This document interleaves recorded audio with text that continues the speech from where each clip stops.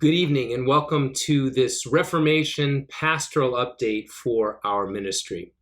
I want to begin by saying thank you to all who have supported and served and prayed for our church and school ministries over these past 7 months as we've been dealing with changing circumstances in this pandemic. When I think about our church and the many leaders and volunteers that have served, I'm so grateful and thankful for our board of directors and elders, ushers and outreach teams, altar guild, Bible studies, choir, counters, and so many more. Our congregants have remained faithful during this time, and I want to thank you as well for supporting our ministry through the regular gifts that you have been giving, your prayers and participation. And equally, I'm so grateful for our school ministry too, and all who have worked so hard in continuing to educate our children. For our principal and preschool director, teachers, aide, and staff, they've worked hard when we were online. They worked hard for us to get the waiver, and today we are enjoying in-person instruction with our kids. And I want to thank you, our school families, who have continued to support our preschool and elementary school by entrusting your children to our care. As we celebrate Reformation Sunday, this Sunday, we're reminded that the world for Luther and the Reformers was a difficult one too. The Holy Roman Empire seemed to be against them at every turn and wanted to hinder their message. And yet the Reformers remained faithful, and God blessed the message of the gospel, not only throughout Europe, but even to the ends of the world. You know, I believe God is doing something similar today.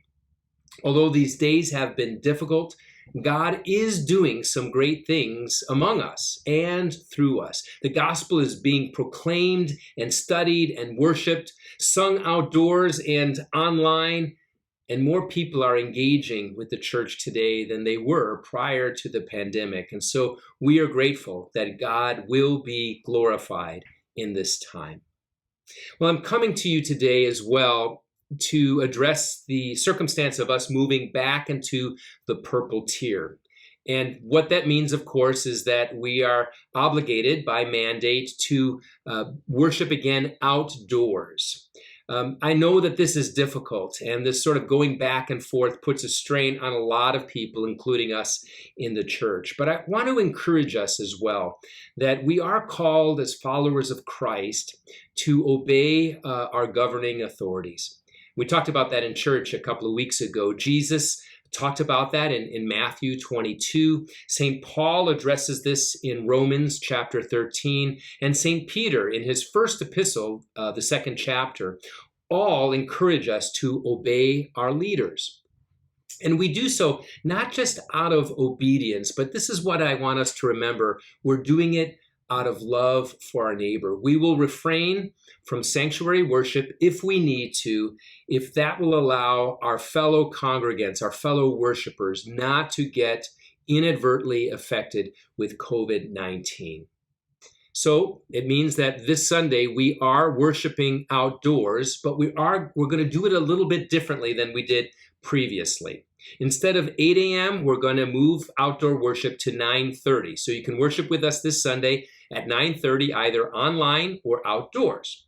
We are going to move the worship from the lawn, which now it's getting colder and more wet, to the big parking lot in front of GPEG. And so as you come in, you'll park. There'll be cones placed out in the parking lot where you can put your beach chairs. We ask you to bring them again, and then we will worship. And we've already checked it out. The sun's going to be behind you, so it won't be in your eyes. There will all be good seats, and we'll gather together to worship together as God's people. So that's starting this Sunday. Of course, our prayer is that we can move back into the red tier, but until we do, that's going to be our plan. I also want to bring you up to date. We've been talking about this for a while now with our live streaming capabilities in the sanctuary.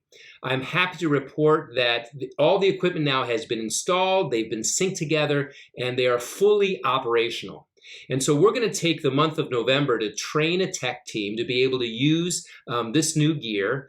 And by the way, if you are good at tech things, we could use some more volunteers. We're trying to build a big enough tech team so that A lot of people can do it for a little bit of time, and together we can be able to broadcast our worship services online. So that's going to happen during the month of November, and then starting with worship in December, on December 6th, Emmanuel will move to live streaming our worship services from the sanctuary. This will replace our pre-recorded services that we have been doing.